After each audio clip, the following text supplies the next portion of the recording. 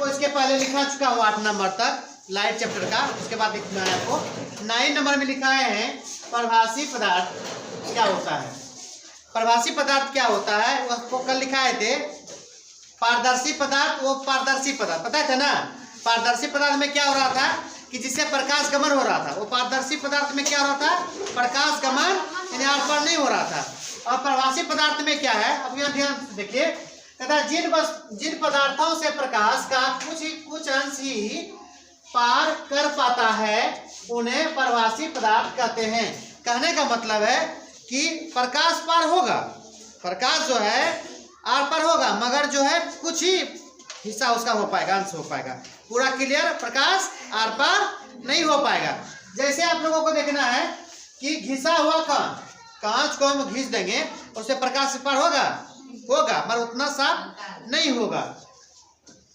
तेल लगा कागज, तेल लगा हुआ कागज, इस समय क्या होता है, ये प्रभासी पदार्थ हो जाता है। प्रकाश जो है कुछ ही हिस्सा तक उनके आर पार हो पाता है, पूरा क्लियर वो प्रकाश क्या होता है आर पार नहीं हो पाता है। ठीक है। अब 10 नंबर में आपका लिखा है छाया साइडो। अब देखिए कहता है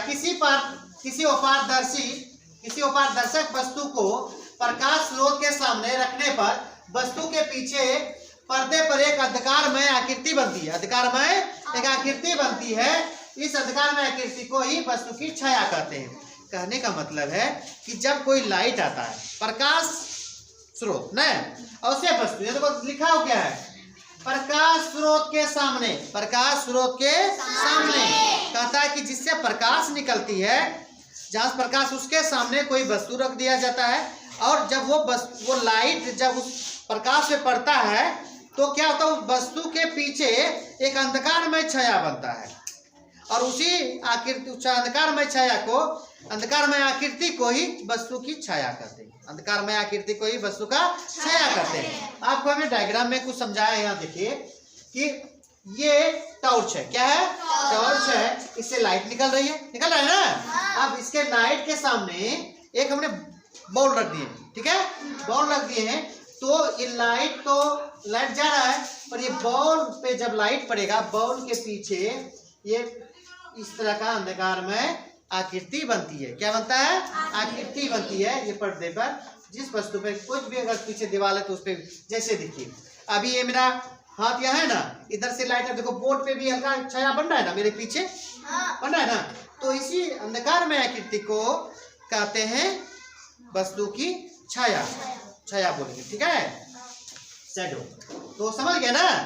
तो जब भी अब ये चीज ध्यान रखना है कि प्रकाश छाया तभी बनेगा जब किसी वस्तु पर लाइट पड़ेगा ना, और उस वस्तु के पीछे अंधकार में आकृति बनती है। एक ऐसा आकृति बनेगा जो कि रात में डर भी लगता है, भूत है ना रे, ऐसे जैसे कि अभी तो देखो हाथ मेरा है ना, इस पे लाइट पड़ा, पीछे वो छाया बन रहा है यहाँ ना, देखो है ना, ऐसे ऐसे करेंगे वो छाया भी ऐसे ऐसे करता है ना।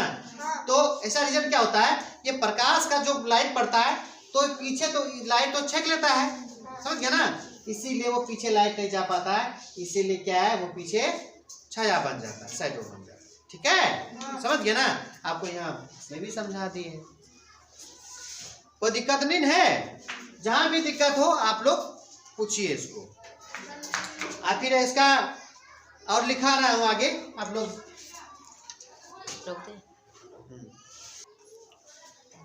अब जो 10 नंबर जो लिखा है उसका डिफिनेशन, उसके बाद क्या है, प्रकाश का परावर्तन। प्रकाश का परावर्तन, प्रकाश का परावर्तन का मतलब हो गया, जैसे आप लोग ध्यान दीजिए, इस रूम के अंदर कि डायरेक्ट सूर्य का तो प्रकाश नहीं आ रहा है, नहीं आ रहा है, तो पर भी रूम ये जो है लाइट है ना, जब ये दिन सुबह होता है, सुबह डायरेक्ट बिना लाइट पड़े हुए भी रूम ये और करता है ना, उतना लाइटदार नहीं है, तो पर भी ये रूम में भी देखो हम लोग बैठे हैं ना, बिना बल्ब का हम लोग है ना, जो कि डायरेक्ट सूर्य से डायरेक्ट रोशनी नहीं भी आ रहा है, तो ये कैसे रोशनी से पूरा फैल गया है, यहाँ ध्यान दो।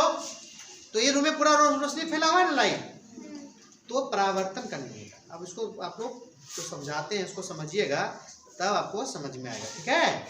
यहाँ ध्यान से देखो, प्रकाश का परावर्तन, reflection of light, reflection of light. कहता प्रकाश का परावर्तन, प्रकाश का परावर्तन, रिफ्लेक्शन ऑफ लाइट। कहता प्रकाश का किसी सतह से टकराकर उसी माध्यम में लौटने की घटना को प्रकाश का परावर्तन कहते हैं। कहता जब प्रकाश की लाइट किसी वस्तु से टकराकर उसी माध्यम में लौट जाती है तो बोलते हैं प्रकाश का परावर्तन। समझ गए बाप? Reflection of light, reflection of light. हम लोग जैसे रात में क्या बारते हैं, किसी वस्तु को देखने के लिए रात्रि में क्या करते हैं, टॉर्च बारते हैं, टॉर्च बारते हैं ना। तो टॉर्च जैसे बारते हैं वो ये लाइट उस वस्तु पे पड़ता है और फिर वहां से लाइट रिफ्लेक्शन होता है जो हमारी रेटिना पे पड़ता है, जो हम उस वस्तु को देख पाते हैं। समझ गए ना? तो रिफ्लेक्शन क्या होता है कि जब ये सूर्य का रोशनी किसी वस्तु पे पड़ता है और ये पड़ने वाली लाइट टकरा कर आपस लौट जाती है ना, तो इसको बोलते हैं प्रकाश का परावर्तन, रिफ्लेक्शन ऑफ लाइट। समझ गए बात को? जब प्रकाश किसी वस्तु से टकराकर आपस लौटती है तो उसको बोलते हैं परावर्तन। एक जैसे मिरर पे यहाँ देखो, एक मिरर पे रात्रि में टॉर्च बारना, लाइट उस पे बारना, तो देखना क्या, वो मिरर पे जैसे लाइट पड़ोगे रिफ्लेक्ट कर देता है ना, रिफ्लेक्शन कर देता है, वो आपस लौटा देता है। ऐसे ऐसे टॉर्च की रोशनी भी से जाएगा ना। तो कभी सूर्य की रोशनी से कांच, वो दर्पण का, मिरर का एक टुकड़ा लेना और ऐसे सूर्य की रोशनी से रख के सामने ऐसे ऐसे देना, सूर्य का रोशनी यहाँ टकराएगा और फिर उससे रोशनी आपस जाएगा। समझ गया ना? तो उसी को बोलते हैं रिफ्लेक्शन। क्या बोलते हैं? रिफ्लेक्शन। समझ गया ना? किसी को समझने में दिक्कत है? नहीं। तो फिर एक बार मेरे साथ बोलिए, रिफ्लेक्शन प्रकाश का परावर्तन, रिफ्लेक्शन ऑफ लाइट। बोलो, प्रकाश का किसी सतह से टकराकर उसी माध्यम में लौटने की घटना को प्रकाश का परावर्तन कहते हैं। प्रकाश का परावर्तन। अब चलिए दूसरा नंबर में लिखा है नियमित परावर्तन। नियमित परावर्तन, रेगुलर रिफ्लेक्शन, रेगुलर रिफ्लेक्शन। कहता यदि परावर्तक सतह चिकनी हो, परावर्तक सतह समझती हो, परावर्तक सतह में जिस सतह पर प्रकाश टकराती है ना, ये परावर्तक सतह है। परावर्तक तो समझ गए कि टकरा के लौटने वाला है प्रकाश, पर जिस पर वो टकराती है वो परावर्तक सतह बोलता है। समझ गए ना? जिस पर वो लाइट टकराता है सतह बोलता है, समझ ना? परावर्तक सतह, इस पे सतह हो गया। समझ ना? जैसे दर्पण पे कोई लाइट मिरर पे अगर पड़ता है तो हो गया सतह कहलाता है। समझ गया ना? कोई कहता है यदि परावर्तक सतह चिकनी हो, क्या हो? चिकनी हो। देखो ये पूरा चिकना है ना, बराबर है ना, और समांतर होती है, तो प्रकाश की समांतर आपतित किरणें, आने वाला किरण को बोलते हैं आपतित किरण। क्या बोलते हैं? आपतित किरण। परावर्तन के बाद आने को बोलते हैं आपतित किरण, और जाता है जब उसको बोलते हैं परावर्तन। क्या बोलते हैं? परावर्तन के बाद भी समांतर होती है, तो ऐसे परावर्तन को नियमित परावर्तन कहते हैं। कहने का मतलब हुआ कि जिस परावर्तक सतह अगर चिकना हो, क्या हो? चिकना हो, तो जब भी उस पर लाइट पड़ेगा उसी माध्यम से फिर एक ही जैसा लाइट को वो रिफ्लेक्ट कर देगा। समझ गया ना?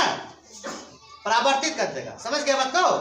अब याद की, ये लाइट का किरण आ रहा है, ये परावर्तक सतह चिकना है, तो फिर यदि उसी माध्यम में बराबर जा रहा है ना, जा रहा है ना, तो ऐसे बिखर नहीं रहा है, एक साथ जैसे जाएगा ना, तो यानी परावर्तक सतह जब इसका चिकना होगा तो लाइट का जो है वो आपतित किरण फिर परावर्तन भी, परावर्तन के बाद भी समांतर होती है। जिस तरह समांतर ये लाइट आया उसी तरह ये समांतर टकराने के बाद भी परावर्तक होगा ना। समझ गए बात को? फिर एक बार बोलिए, धीरे धीरे बोलना है। यदि परावर्तक सतह चिकनी और समांतर होती है तो प्रकाश की समांतर आपतित किरणें परावर्तन के बाद भी समांतर होती है।